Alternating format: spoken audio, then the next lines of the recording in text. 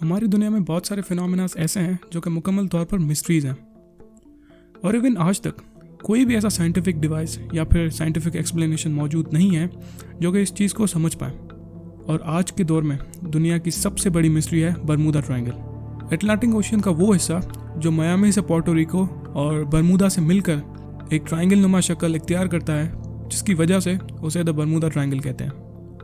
1946 से 1991 के दरमियान बरमूदा ट्रायंगल में तकरीबन 100 समुद्री और हवाई जहाज यहाँ गुम हो चुके हैं, जिनका अभी तक कोई भी अता पता नहीं है। बरमूदा ट्रायंगल का सबसे पहला एविडेंस 1492 में मिला, जब क्रिस्टोफर कोलंबस नए लैंड की तलाश में बरमूदा आइलैंड के करीब पहुंचे तो उनके कंपास ने सही से काम करना बंद कर दिया और उन्होंने ये देखा कि दरिया के इस हिस्से की लहरों में बहुत ज़्यादा प्रेशर था अगर कंपेयर करें तो दरिया के बाकी हिस्सों के साथ। तेज़ बिजली के साथ साथ क्रिस्टोफर और उनके साथियों ने आसमान में एक भड़कती हुई आग भी देखी, जिसका कोई भी एक्सप्लेनेशन या कोई भी डिटेल मौजूद नहीं है। दूसरा इंसिडेंट पेश आया 4 मार्च 1918 को, जब एक अमेरिकन साइक्लोप शिप जो कि नेवी की सबसे बड़ी फ्यूल शिप थी, जिसके अंदर तकरीबन 100 दूसरी शिप्स भी मौजूद थी, बरमूदा ट्रायंगल में ऐसे गुम हो गई जैसे वो एग्जिस्ट ही नहीं करती थी। यहाँ हैरानी की बात यह है कि उस शिप के कैप्टन ने कोई भी डिस्ट्रेस सिग्नल नहीं भेजा था।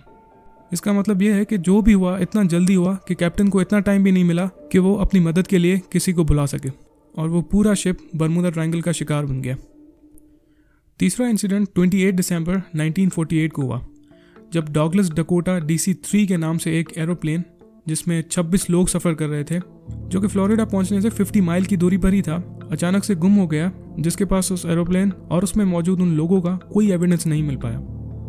एक और वाकया पेश आया दिसंबर 22, 1967 को, जहां एक 23 फुट केबिन क्रूजर विचक्राफ्ट, जिसकी खासियत ये थी कि वो अनसिंकेबल था, यानी समुद्र में कितनी भी एक्सट्रीम कंडीशंस हो वो शिप कभी भी डूब नहीं सकता था। शिप में सवार 2 पैसेंजर्स भी थे, जिसमें से एक बहुत ज़्यादा एक्सपीरियंस सेलर डैन बुराक भी शामिल था। और वो लोग जब बरमूदा के करीब पहुंचे तो उनकी शिप पानी में मौजूद किसी चीज़ से टकरा गई, तो डैन ने कोस्ट गार्ड फ़ोन करके उनको मदद के लिए बुला लिया। लेकिन वहाँ से आने वाली गार्ड शिप्स उन्हें रेस्क्यू करने के लिए जब वहाँ पहुँची तो उन्हें विचक्राफ्ट मिली ही नहीं, और ना ही डैन की तरफ से कोई सिग्नल मिला। यहाँ हैरत की बात यह है कि ऐसी शिप जो कि डूब ही नहीं सकती थी, वो आखिर गई कहाँ, और शिप में मौजूद लाइफ जैकेट्स का डैन और उसके फेलो पैसेंजर ने यूज़ क्यों नहीं किया। अनफॉर्चुनेटली ये भी एक मिस्ट्री ही रह गई, और इन सवालों का जवाब हमें कभी भी नहीं मिल पाया।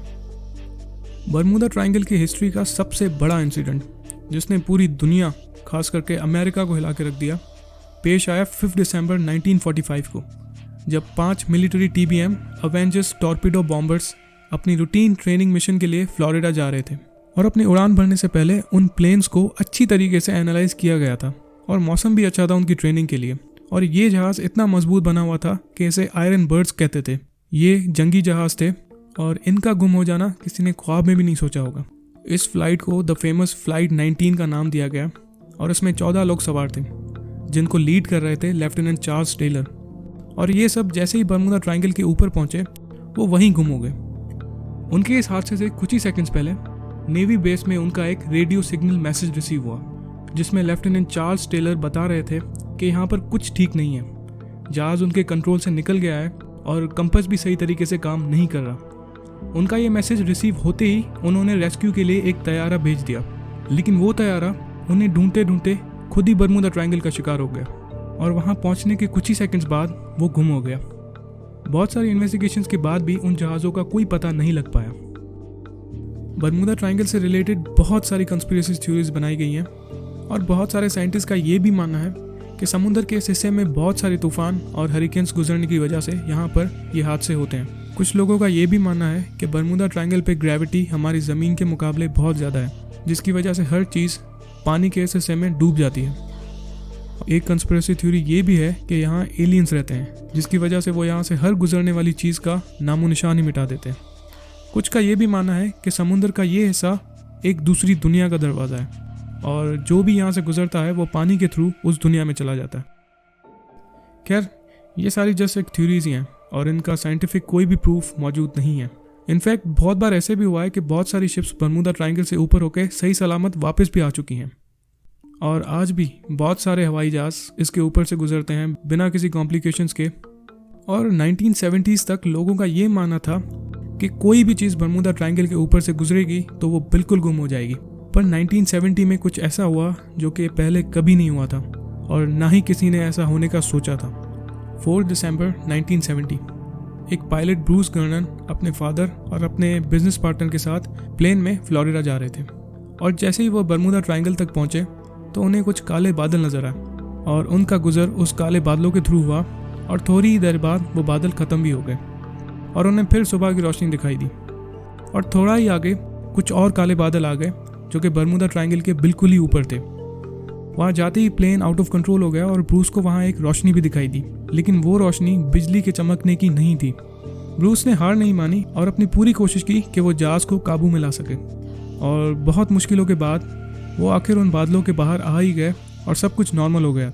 जहाज़ ब्रूस के कंट्रोल में आ चुका था और उनका कंपास भी सही से काम कर रहा था। लेकिन वहाँ से बाहर आते ही ब्रूस ने एक चीज़ नोटिस की कि वो लोग ऑलरेडी फ्लोरिडा एयरबेस में पहुँच चुके हैं। ये चीज़ बहुत हैरानकुन थी क्योंकि ब्रूस अगर फुल स्पीड से भी फ्लोरिडा की तरफ आता तो भी उसे 90 मिनट लगते वहाँ पहुँचने में।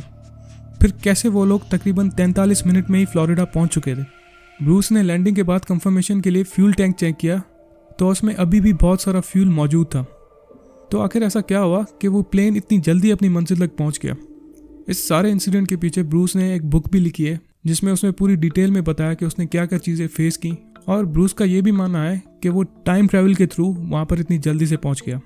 लेकिन अगर इस बात को साइंटिफिकली देखा जाए तो ये पॉसिबल नहीं है और बहुत सारे लोगों का ये भी मानना है कि ये स्टोरी ब्रूस की तरफ से एक मेडअप स्टोरी है और हकीकत में ऐसा कुछ हुआ ही नहीं था।